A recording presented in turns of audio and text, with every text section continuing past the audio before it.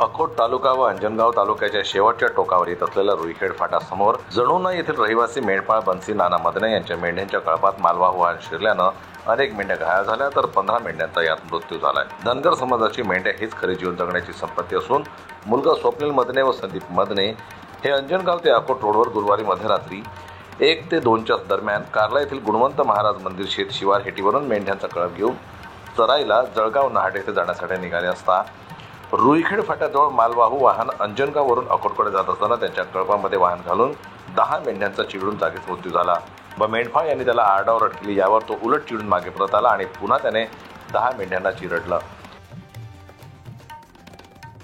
कार्ला येथून जळगाव नाटेला जात असताना रात्रीच्या दरम्यान दुपारी ट्रॅफिक असते म्हणून रात्रीच्या दरम्यान जात असतो आम्ही आणि साईडवर असताना पिकअपवाल्यानं कळपातून गाडी टाकली आणि 10-12 मेंढर जागेवर ठार करल्याच्या नंतर आम्ही आरडाओरडा केल्याच्या नंतर परत गाडी घुमवली आणि डबल 10-15 मेंढर जागेवर ठार केली आणि 30-40 मेंढर जखमी आहेत। आम्ही जळगाव नाटेला जात असताना तर आमची सरकारला एकच विनंती आहे की आमच्या मेंढराची भरपाई द्यावी आणि आमची मदत करावी।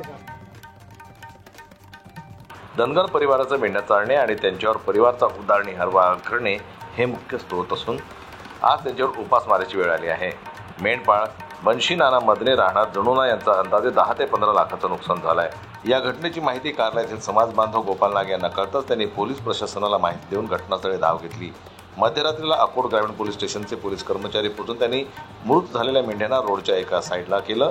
सकाळी घटनास्थळावर रुईखेड बीट जमादार वासुदेव ठोसते, गिरधर जवान सागर नागे, पंकज पांडव यांनी पंचनामा केला। पुढील तपास ग्रामीण पोलीस निरीक्षक किशोर जुनघरे यांच्या मार्गदर्शनात होत आहे।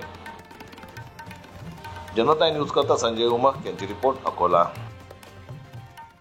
मराठी बातम्यांसाठी आमच्या चॅनलला लाईक करा, सबस्क्राईब करा आणि बेल आयकॉन दाबायला विसरू नका।